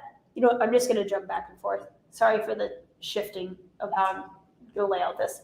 So this method measures the number of standard deviations observations from the mean of the data set, and observations with z-scores above a certain threshold are flagged as abnormalities. So let's talk about these one at a time. So z-score, so standard deviations from the data set. So if this is just our distribution, let's just use height. I think height is a really, or age, anything, let's use height. So if we think about height, there's going to be a lot of really short people in the world. You know, the Lord Farquads of the world are going to be down here, right? And then most of us are actually going to fall in this distribution here. So most of us are going to be, you know, in the middle height range. And then there's a few star basketball players out there. Like there's some really tall people. And those are going to be the people here. But most everybody's going to be just average height. I don't know what that is. 5'8". I don't know. Somebody could probably Google what's the median, what's the mean height for the U.S. And that would probably median. What's the median height for the U.S. And that would probably give us what this dotted line is. So if anybody looks that up, just shout it out. But American male. Yeah, male. Let's do male. 5 feet 9 inches. 5'9". So this is 5'9". And I bet if we asked you guys in this class, some of you would be a few inches taller, some of you would be a few inches shorter, but eventually you can get these measurements of once we have enough data. So if we collected all the data for all the people in Nebraska, we'd be able to break this down into little quadrants of equal size where we could say, hey, this is one quadrant, this is one quadrant, this is another. So at some point, this is one standard deviation. Sorry, this is a terrible explanation of this, but this is one standard deviation away. This is two standard deviations. This is also two standard deviations from the mean, from 5.9. So we move one standard deviation away, we move two standard deviations away, we move maybe if we move more than 3 standard deviations, maybe that's an outlier. So I don't know what the standard deviation is for heights for males, unfortunately, but but maybe at some point we say 6 foot, I'm going to make up a number here, 6'7". Maybe anybody above that is an outlier. So you see how outliers aren't necessarily wrong. This isn't, that doesn't mean they're incorrect data. It just means their representation compared to the rest of our data is very, very different. So one method you could use if you want to look at what are the outliers in my data set is you could use this statistical method. And you could get the distribution, your distribution of your data, find the mean, and then calculate the standard deviations, and then say, set a standard deviation threshold, say 3. And you say if it's more than 3 standard deviations, either on this left side or on the right side of this mean, then it's an outlier. So it's really simple. It's really easy. It's very standardized. But the con is that you have to make some assumptions about your data following this normal distribution with the z-score. And it's really sensitive to outliers in your data set. So you'll get quite a few outlier classifications because something has to be above, or it doesn't have to be, will likely be above a standard deviation of 3. So I think that's fine. I don't think I need to go through this picture. I was just trying to overlay some data to show this overlaid with some actual data on here, but I don't know. Maybe that just overcomplicates it. So we'll move on. The next one here is density-based methods. So statistical methods, a z-score is one of the statistical methods. One of the density-based methods you could use is an isolation forest, where you construct an ensemble of isolation trees to isolate anomalies. And anomalies are identified as instances that require fewer splits to isolate from the rest of the data. So instances that require fewer splits to isolate from the rest of the data. What does that look like? So if we have an isolation forest, well, we could say that it is an anomaly if it requires, remember, fewer splits to isolate from the rest of the data. So in this picture, we would say anything that got classified under this split here is an anomaly. We would say that anything classified under this split is an anomaly. We would say these are questionable. And we would say everything in white is a normal data point. So the pro behind this is it's really efficient for those high dimensionality data sets. And it doesn't require assumptions about the data. So that's the big difference between this one and this one. You have to assume a normal distribution, not always the case. And that distribution might be different for each feature that you're working off of.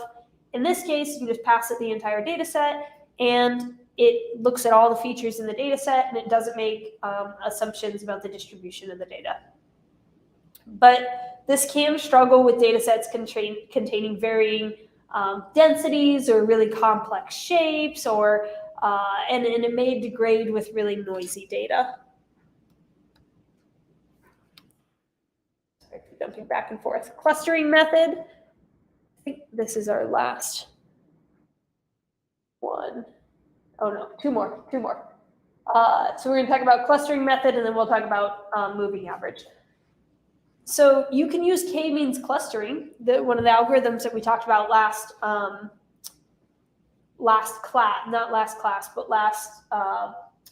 course. And it can be used to identify clusters in the data.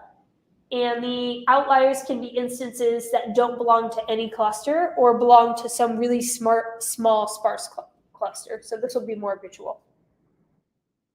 So if we have an x-axis and a y-axis, we have some data, and we set up some clusters, and maybe we remember with k-means clustering, we have to assign the number of k in advance. Maybe we say k equals 2, and we end up with these two clusters. We end up with a blue cluster here, and we end up with a green cluster here. And maybe everything that's not in the blue or the green cluster, we determine as anomalies. But it's a little fuzzy. Remember when I said outliers are a little subjective? Because what if you determine k equals 3? Well, I mean, then you could say this is one cluster, and maybe this is a cluster. So is it a cluster? Is it an anomaly? I don't know. So it's a little fuzzy. The pros of this is it can identify clusters in the data.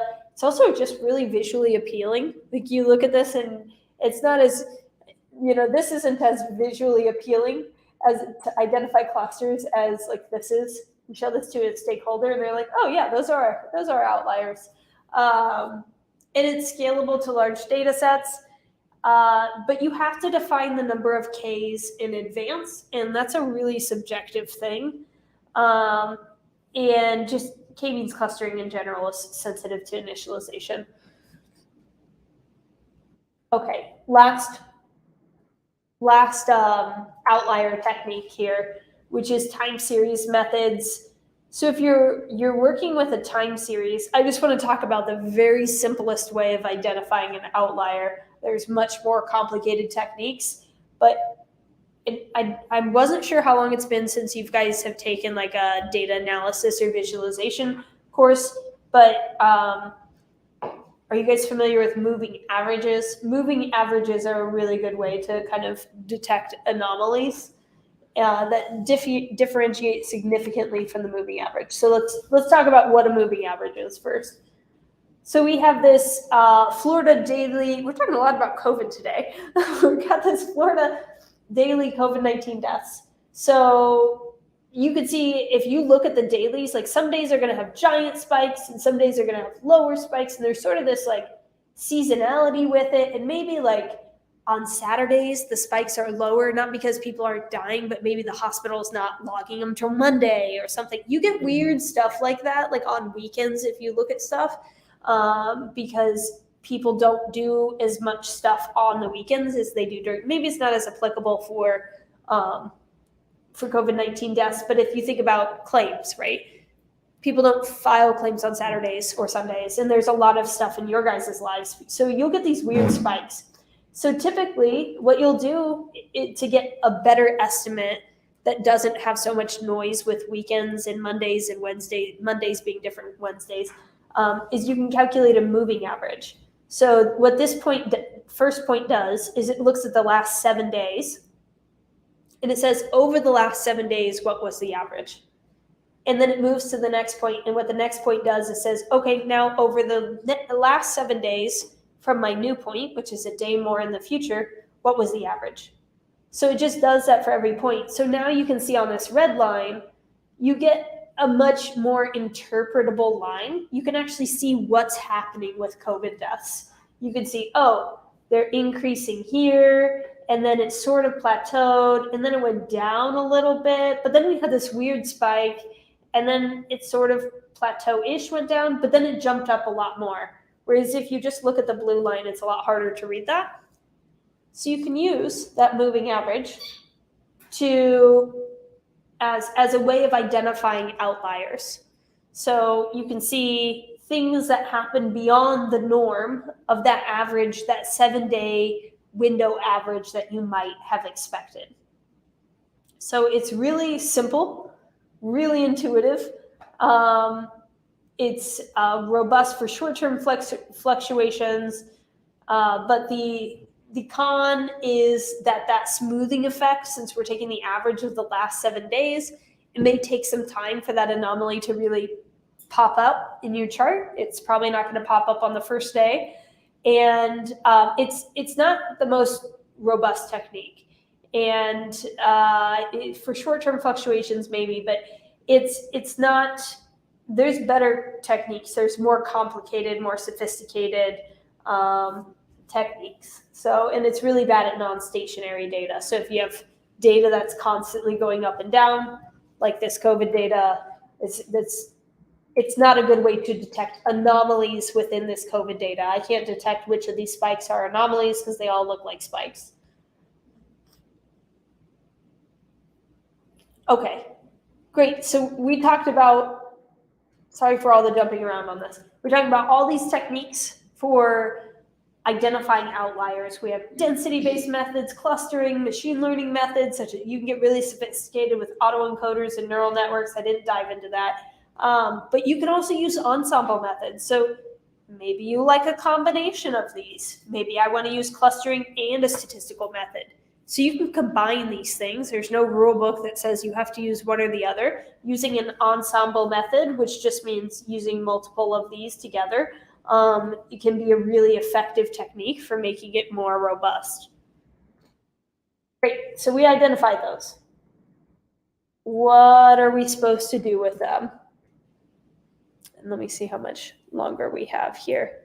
We'll go to the end of this one, and then we'll stop. What are we supposed to do with those? Well, first, before you start just doing something with your outlier, it would be ideal if you could identify the cause. So it would be immensely helpful to you if you could understand what caused that to be an outlier. Is it because somebody just kind of fat-fingered the numbers and it was supposed to be 10,000 and it's actually 10? Can you tell that? Then maybe just fix that to be 10,000 because that's what it's supposed to be.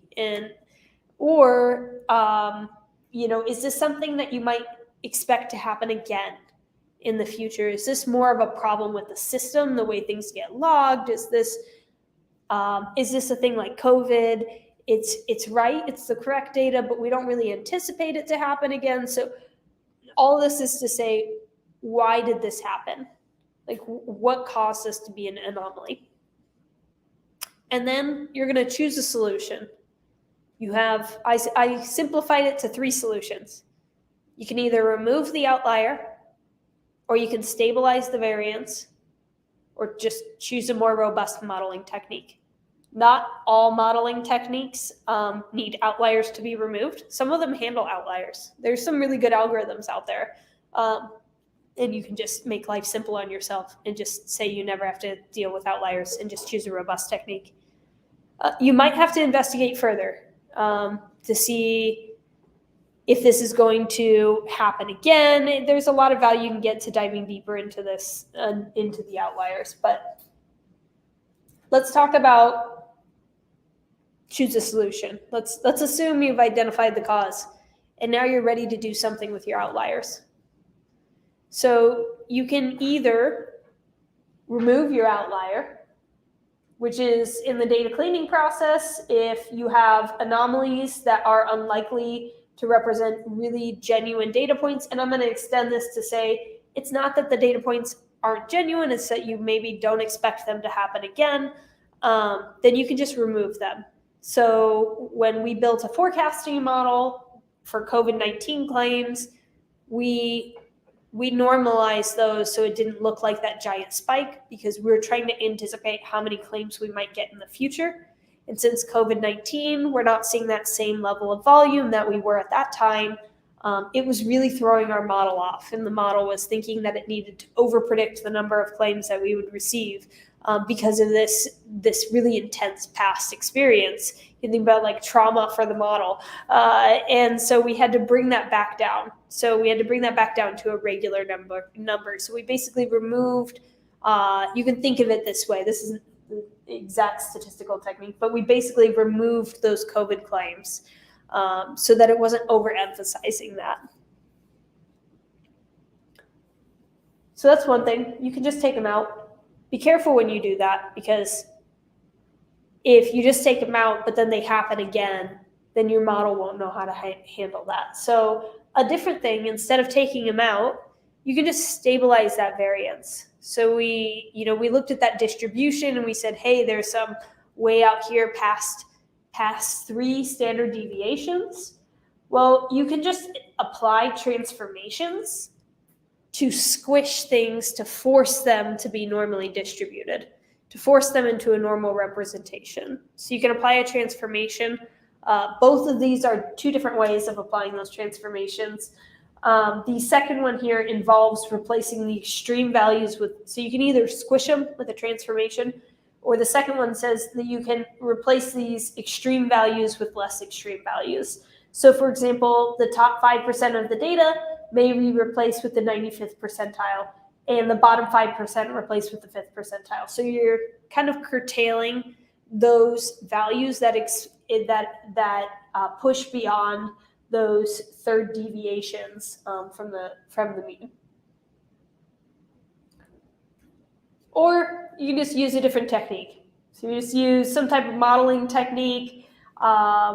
that's robust and can downweight the influence of outliers. So use a modeling technique that can detect these outliers and then apply weights to make them not as informative to the modeling prediction or not place as much emphasis on the modeling prediction. Another resource. Okay, break time. Then we'll talk about reinforcement learning. Then we'll talk about assignment 2. And then we'll talk about the exam. All right, let's do 5 minutes this time. We'll see you guys back at 8:17.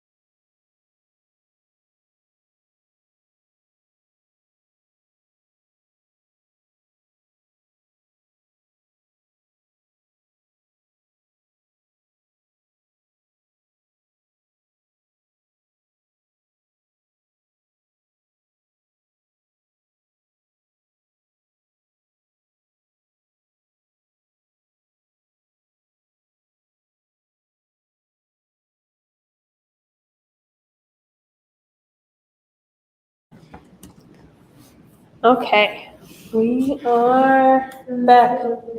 We have one short section here left, and then we're going to talk about any questions you might have on the exam and assignment 2. Okay, so this last topic here is the extra bonus content, and this is evaluation in online learning or reinforcement learning. So we have spent most of our time talking about offline learning. We didn't define it as that, but what it is we've been basically thinking about things in batch. We've been thinking about how do we take all this historical data and we train a model, and then we certify this performance, and then we put that into production, and we keep feeding it predictions, and it makes us predictions, but over time its performance degrades, and then we take it back and we retrain it. That's offline, because once we train that model, it's in a stable state. We're not updating its parameters, and I'm talking about model parameters now, not hyperparameters. We're not updating its parameters, not changing those over time. We're only changing those at very discrete retraining moments, which could be months apart. So that's offline learning, because we're taking that training offline. It's not live in an environment. Then you might think of something, you might think of a situation where you want it to update the way that it's making a prediction or the way that it's returning something instantaneously. And so that is going to be online learning. So if you want every time the model makes a prediction, you want it to update its assumptions, update the way that it might make a prediction in the future, that's going to be online learning, and that's reinforcement learning. Okay, so there's two concepts here. There's offline learning and there's online learning. And then there's also these types of machine learning. So separate from offline or online, because you can have unsupervised offline or online, supervised offline or online, reinforcement offline or online. So any of these algorithms can be updated continuously. But in terms of machine learning, we talked about unsupervised learning, where it's sort of this clustering. We're trying to create groups that are similar to each other, but we're not necessarily told what we're trying to predict or how we're trying to group them together. In supervised learning, you're given a label. It's a cat or it's not a cat. It's a dog or it's not a dog. And then you train a model to make predictions in the same way that you labeled your data. So that's supervised learning. And then we have reinforcement learning. Reinforcement learning is a domain targeted on how your model learns from rewards over time. So it's hard I couldn't come up with a good one sentence of that, so let's just jump to this slide. So in reinforcement learning, it's a totally different world of vocabulary, by the way, which is why I just kind of focused on the supervised and unsupervised, because they have the same vocabulary.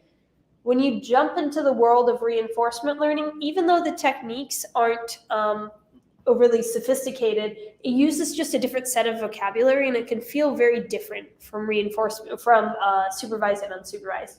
So a lot of times you'll see this thing called an agent, something taking action. Sometimes that's your model, your machine learning model, but there can be other things in there too. So there's a couple components in machine learning, but machine learning is focused on training agents. These you could think of them like little computer robots, training these agents to make sequential decisions. So the sequential piece is important because time is a component here, in order to maximize a cumulative amount of rewards. So you want, at the end of this, a lot of times reinforcement learning is used in the video game industry. It's used in gaming. And so at the end of the game, you want to have the most amount of rewards, the highest points, the most amount of money. So a lot of this draws on from the idea of psychology, where we as humans learn through trial and error of our actions. So this is very different from supervised learning, where we have all these examples of how things have happened in the past. In reinforcement learning, you don't always have those examples. Sometimes you just have an agent and you throw them into the field and you say, try things, and whatever gives you the most rewards, start making policies to move towards making that choice or those actions. So in this example, they have a baby, right? And if you've ever had a baby, like, they don't know anything when they're first born. Like, they can't do anything. They're born with like almost no instincts. Like there's a few, but even something as simple as seeing a bottle or a pacifier on the ground and learning to crawl to it is something that they learn over time. They're not, born with that. So eventually they'll be sitting around, and one time maybe they're rolling and flopping around on the floor and they happen to see the bottle and they realize they can grab it and they drink from it and they got that reward. So that was the reward, was the bottle. It tasted really good, or the pacifier was really comforting. And then next time they're flapping around on the floor, they may not immediately go for it. It may take them a couple of times of accidentally running into the bottle or the pacifier, but eventually, after trying that so many times, they're going to learn, I can actually move, I can crawl towards this bottle, and if I move towards that bottle, I can actually pick it up, and then I can get my reward, which is the bottle, which is the food or the comfort from that pacifier. And that's all reinforcement learning is it's trying a bunch of different scenarios over time and seeing which of those scenarios gave you rewards, which of those didn't, and then slowly choosing to do more of the scenarios that gave you more of the rewards. So a couple of terms here, and then I might pause and give another example outside of the baby one. But in reinforcement learning, there's a couple of terms. An agent interacts with the environment, or the terms are on the next page, sorry. An agent interacts with the environment by taking actions based on its current state. So this is just another summary of it. So in this situation, an agent is a dog, and the environment is maybe somebody holding a stick or somebody not holding a stick. It's like looking and using its eyes and ears to see what's going on in the environment. It's taking that in. And then it's deciding if that stick gets thrown, now it's going to take an action, and then it will be followed by a reward. Okay, so the agent's objective is to learn a policy, just a set of rules. What are the rules that are going to give it the most rewards? So maybe for a dog, if it's told sit, if it sits, then it gets a treat. And so it's going to learn to do those things. That would be a policy that it's employing. So just terminology, like I said, the reason I didn't focus too heavily on this is because I just think the terminology is a little unfriendly, but this is the terminology of the field, so we have to use it. I think it overcomplicates things a bit, but there is an agent that's deciding, that's the decision maker or the learner. So if you're playing a Pong game, you're trying to design a game to play Pong, this little sliding board at the bottom, that's your agent. And then you have an environment, which is a external system that agent interacts with. You have a state, which represents the current state, an action that you may take, a reward, a policy. So I'll give you an actual work-related example. We created a recommendation system, a recommender system, that was a reinforcement learning system to send emails to see if we would get a response or not. So the agent was my email recommender. I had an email recommender. So that was my agent here, my intelligent agent. And at first, the agent just knew nothing. There was no history to train on. We'd never sent an email before, and it just needed to learn on the go, like a baby would. It starts from nothing. And so we had this environment, which is what's the history of all the emails that we've sent in the past, which we haven't sent any yet. Remember, it's day 0. and what were the responses that we'd gotten from those.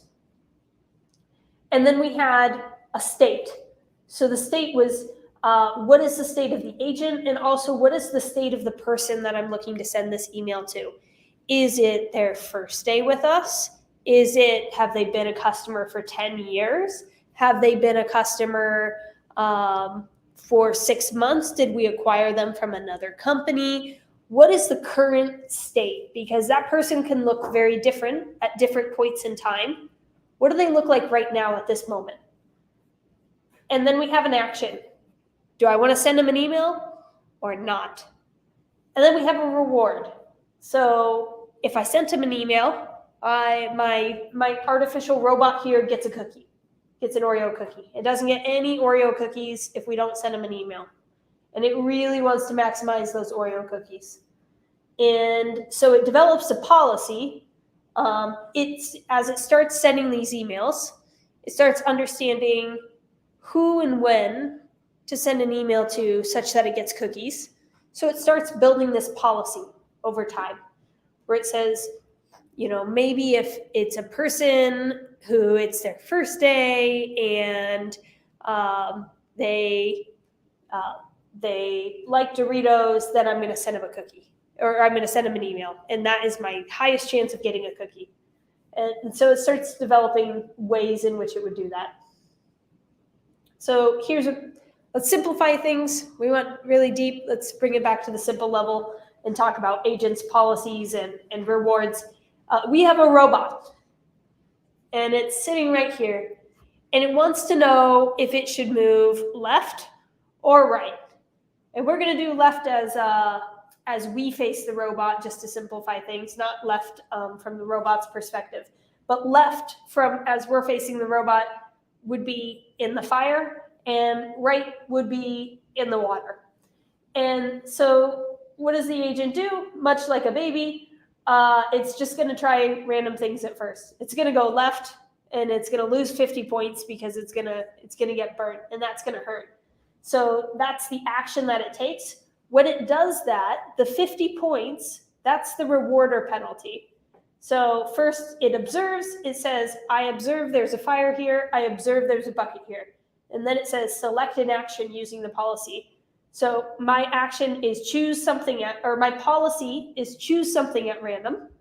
Well, the random thing happened to be the fire, so I'm going to choose the fire. So that was my action, was the fire, and my reward was the fire. My reward was negative 50 points, penalty really.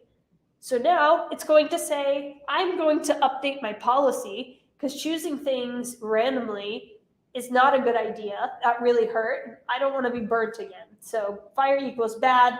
Next time, avoid it. So it updates its policy, and it'll say, you know what? Now always go right. Always go towards the water bucket. And so it'll iterate until some optimal policy is found. So this is reinforcement learning. I'm going to pause here for a second. Any questions? No, I think I know how we do. So like, for example, I don't know, I was thinking because I was doing Texas today. So if I were to use it for mine, so like I would be like, if you're a student on an F1, your 6th year, you can do resident tax returns instead of non-resident. So if it's trying to help me figure it out, I would use it to be like, okay, on the 5th year, tell me whether or not resident or non-resident, and it should tell me resident, right? Yes. Because it should have learned by then. You should have learned by then. Okay. You could definitely use it for that. You might also have historical data, though, for that. Do you have people in the past who filed taxes, resident or non-resident, 5 years or not? Yeah. You could just train like a basic machine learning model, too, with just the historical data. I mean, that's the most basic one, because I think it's a little murky when you're in like a J1. Oh, man. Or H1B, because those are the other pieces. But yeah, like, that's the simplest one would be. So like, if I were to choose that for my simplest scenario, then it should tell me on the 6th year, like every year up to the 5th year would be non-resident. Yes. And then the 6th year it should know like, oh, resident. That's Yes. the suggestion, or I don't know, It would definitely do that. Okay. Yeah, great example. I was like, okay. I realized I did have a visual in here for online and offline learning, so sorry to circle back to this.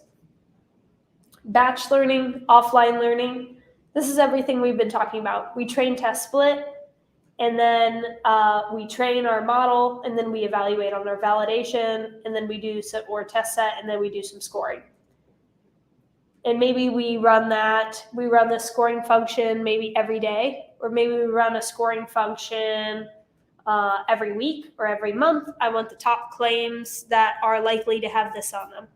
But you can imagine a lot of scenarios where I don't want it every day or every week. Like I want it right now. I've got somebody who is currently going through a sign-up process, and I want to know the likelihood that they qualify for this, or the likelihood that I should offer them this immediately as they're going through the sign-up process, so that I can prompt that to them right away. And so that is the online learning algorithm. Have you guys ever been shopping online and you're about to check out and it's like, oh, I think Domino's does this. Domino's, right? They're like, oh, would you also like this? You should also add this. We saw that you'd like this. So that's like an online learning algorithm. They don't want to run that once a day or once a month. They want to know right as you're checking out. They want to offer you something else to buy that they think that you probably have the highest likelihood of adding to your cart based on other people who have purchased that. So that's online learning. It's they want that immediate interaction. Oh, I remember. Why are we even talking about online learning and reinforcement learning? This is a weird time to bring this up. The whole point of talking about all of this is because I wanted to mention that the way that you assess these things from an evaluation metrics perspective, so we're talking about model evaluation in this course, it's different. It's not the same as our traditional methods. Much of the metrics you can use will be the same. Accuracy and such might still apply. But the way you think about this, you'll kind of have to think about it from a video game perspective. That's sort of how these problems are typically framed. So one way that you might assess the successfulness of your agent. So there's this agent, right? We had the baby, or we had the dog, or the email recommendation engine. But in reality, there's multiple agents, and you're competing them against each other. So I might have multiple agents coming up with a strategy for how to send emails out. And I want to see which agent is doing the best. Just like you have multiple machine learning algorithms and you want to see which machine learning algorithm does the best. It's the same concept, really. So one way you can assess it is who got the most rewards, who got the most money. Let me time check here. Okay, we're good. I'll go on one slight rabbit hole. One of the most foundational problems here. You know how we talk about machine learning and what some of the foundational problems there are, like the IRIS data set and the Titanic data set and the housing prices data set. This isn't a data set per se. This is like a concept, but one of the most foundational concepts in reinforcement learning or foundational problem sets is something called the multi-armed bandit problem. And the idea is behind slot machines. So let's imagine there's one slot machine. You walk into a casino and you got a pocket full of cash, and there's a slot machine, and you choose just one slot machine, and you put your money into it, and what you realize is over time, there's a distribution, a probability associated with that slot machine. Maybe it has a 20% probability of giving you money. You notice that every 10 times you pull the lever, 2 of those times, it gives you a big payout. And so you realize that this machine has a probability of 0.2. Then you start to think to yourself, I wonder if there are different machines with different probabilities. And I wonder if I could find the machine with the highest probability. Maybe there's a machine out there with a probability of 0.8 that when I pull the arm 10 times, it actually rewards me 8 of those 10 times. However, how do I find that? So let's reframe our problem. instead of one slot machine, let's pretend we have 3 slot machines. But we've never played any of these slot machines before. And so how might we figure out what their probability distributions are? Well, we could try them all. Maybe we'll try the first one 100 times, we'll try the second one 100 times, and we'll try the third one 100 times. And then we know, then we can see how many times they paid out versus how many times we tried them, and we can calculate the probabilities for each of those. Great, that is a method. That's a real strategy. Take the number of iterations in the game, divide them by the number of machines, try them all. But the problem with that is that we spent all of our time in exploration, what's called the exploration phase of reinforcement learning, and none of our time exploiting, the exploitation phase, which means leveraging the knowledge you learned. So we spent all of our time trying to figure out which machines had the highest probability, but we ran out of tokens before we could actually spend more money on the higher probability machine. That was the whole point, right? To spend more money on the higher probability payout machine so we could walk out of the machine place with more money. But really, we just even peanut butter spread all of our coins across all the machines. So that's not really useful. So maybe we say, well, I'm going to come up with a new strategy. I'm going to play each machine 10 times. I'm going to play the first machine 10 times, the second machine 10 times, and the third machine 10 times. And by the end of that game, those 10 times, whichever one pays me out the most, I'm going to play that machine for the rest of the night. And so we do that, and perhaps we select the highest probability machine. But there's a small chance that a random chance came in there and actually made us select not the highest probability machine. So you can see how we're slowly building on the sophistication of our algorithm. And so now you get to the point where you can start digging into algorithms such as epsilon greedy and figure out how can I maybe spend 80% of my, maybe experiment for the first, 10 here, 10 here, 10 here, but then spend the rest of my time exploiting 80% of the time, but still reserving maybe every 10 pulls, I take a couple of 2 pulls and I sneak off and I pull the other 2 machines just to see if it changes my assumptions about the distributions of those probabilities. So I have a chance to switch before it gets too late. So that was a complicated example to give without any slides, so I apologize. I should have put some bandit slides on here, but it's a multi-armed bandit problem. It's a widely available and discussed problem on the internet. I would encourage you to check it out. It's pretty cool. But how do we measure success in a scenario like that? That was a long story to say cumulative rewards. How many points did the robot earn after 1,000 game runs? Or in the multi-armed bandit problem, how much reward, how many payouts in terms of money did we get from the machines after we spent 1,000 tokens?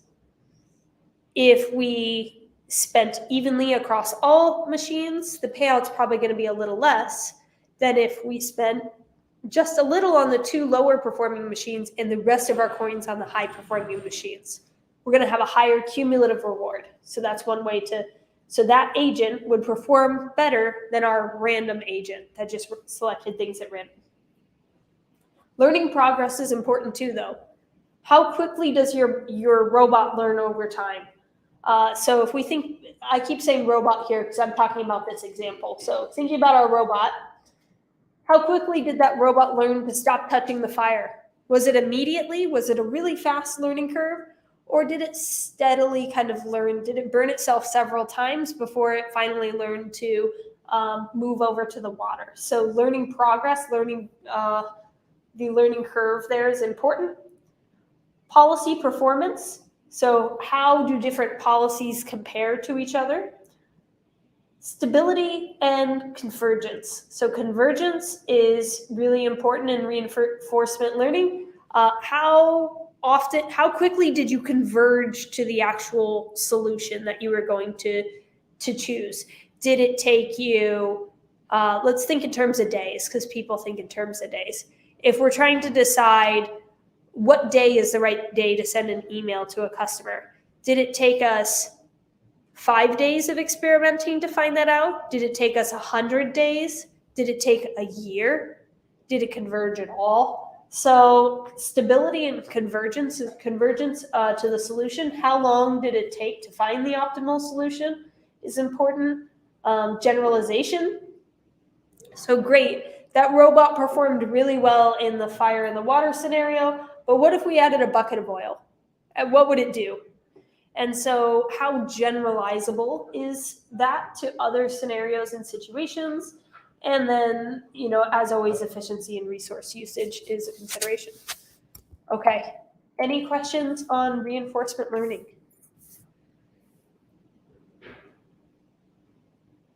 Great, I will stop the recording, but we'll chat about homework assignment 2, and then very briefly, and then we'll talk about the test.